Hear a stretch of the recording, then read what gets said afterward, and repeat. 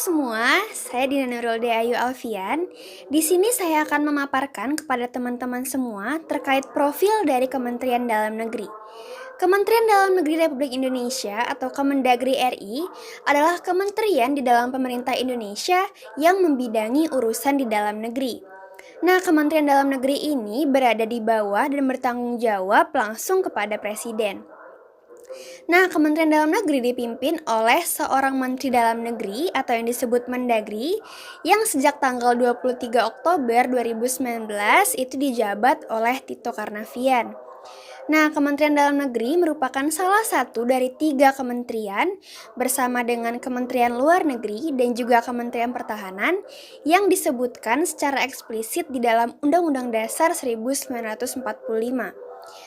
Nah, Menteri Dalam Negeri atau Mendagri secara bersama-sama dengan Menteri Luar Negeri dan juga Menteri Pertahanan ini bertindak sebagai pelaksana tugas kepresidenan jika Presiden dan Wakil Presiden itu mangkat, berhenti, diberhentikan, atau tidak dapat melakukan kewajibannya dalam masa jabatannya secara bersamaan.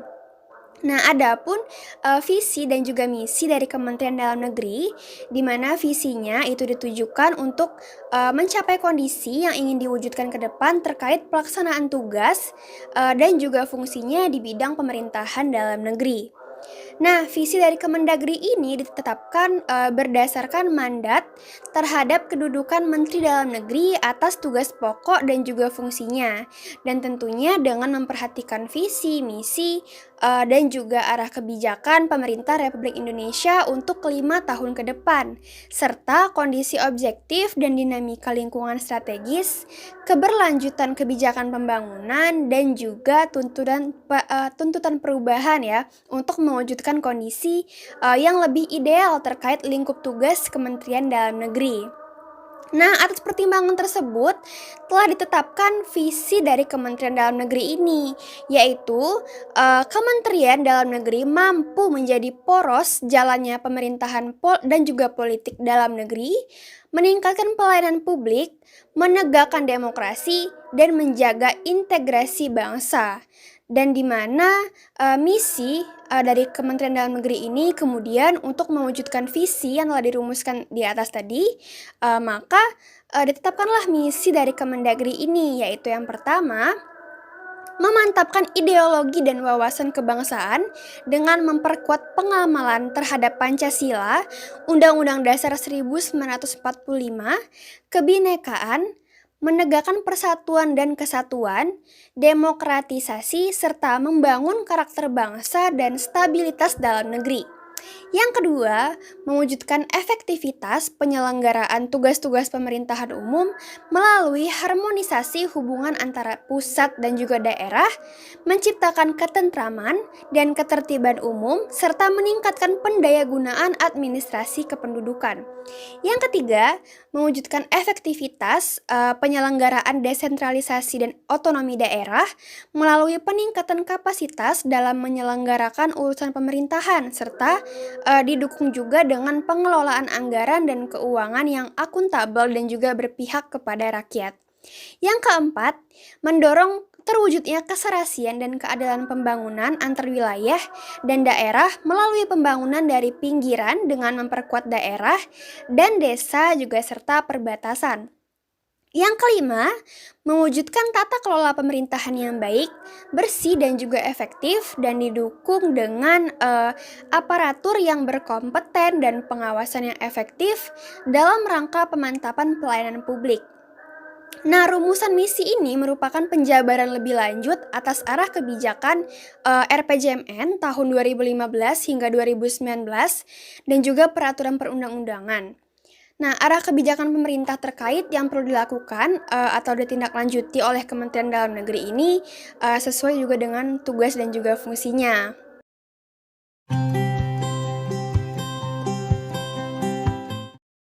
Berdasarkan Peraturan Presiden Nomor 11 Tahun 2015 tentang Kementerian Dalam Negeri, Kementerian Dalam Negeri Republik Indonesia mempunyai tugas menyelenggarakan urusan di bidang pemerintahan dalam negeri untuk membantu Presiden dalam menyelenggarakan pemerintahan negara. Sedangkan fungsi dari Kemendagri Republik Indonesia itu terbagi menjadi 10. Yang pertama ada perumusan, penetapan, dan pelaksanaan kebijakan di bidang politik, dan pemerintahan umum, otonomi daerah, pembinaan administrasi, kewilayahan, pembinaan pemerintahan desa, pembinaan urusan pemerintah dan pembangunan daerah, pembinaan keuangan daerah, serta kependudukan dan pencatatan sipil, sesuai dengan ketentuan peraturan perundang-undangan. Yang kedua ada koordinasi pelaksanaan tugas, pembinaan dan pemberian dukungan administrasi kepada seluruh unsur organisasi di lingkungan Kementerian Dalam Negeri. Yang ketiga, pengelolaan barang milik atau kekayaan negara yang menjadi tanggung jawab pemerintah dalam negeri. Yang keempat, ada pengawasan atas pelaksanaan tugas di lingkungan Kementerian Dalam Negeri. Yang kelima, ada pelaksanaan bimbingan teknis dan supervisi atas pelaksanaan urusan Kementerian Dalam Negeri di daerah. Yang keenam, ada pengordinasian, pembinaan, dan pengawasan umum, fasilitasi dan evaluasi atas penyelenggaraan pemerintah daerah sesuai dengan ketentuan-ketentuan perundang-undangan. Yang ketujuh, ada pelaksanaan penelitian dan pengembangan di bidang pemerintahan dalam negeri. Yang kedelapan, ada pelaksanaan pengembangan sumber daya manusia di bidang pemerintahan dalam negeri. Yang kesembilan, ada pelaksanaan kegiatan teknis dari pusat sampai di daerah. Dan yang terakhir, ada pelaksanaan dukungan yang bersifat substantif kepada seluruh unsur organisasi di lingkungan Kementerian Dalam Negeri. Sekian, terima kasih.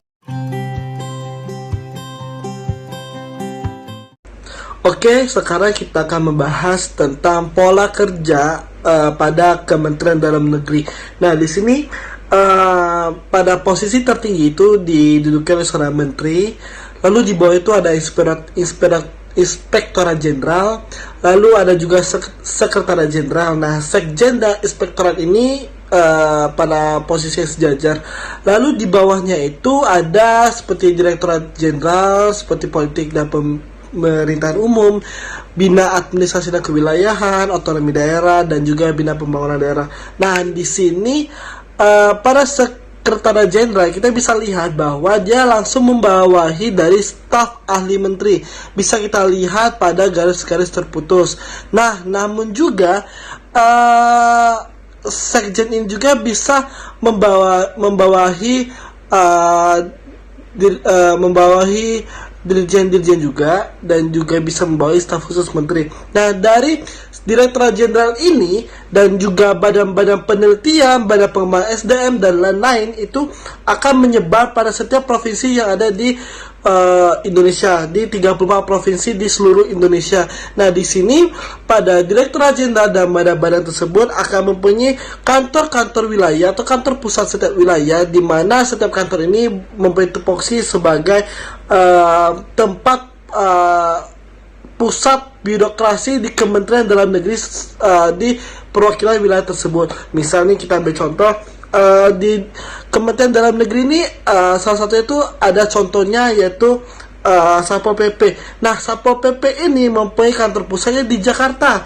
Nah, tetapi untuk kantor cabang atau kantor perwakilan setiap wilayah dia mempunyai seperti itu. Jadi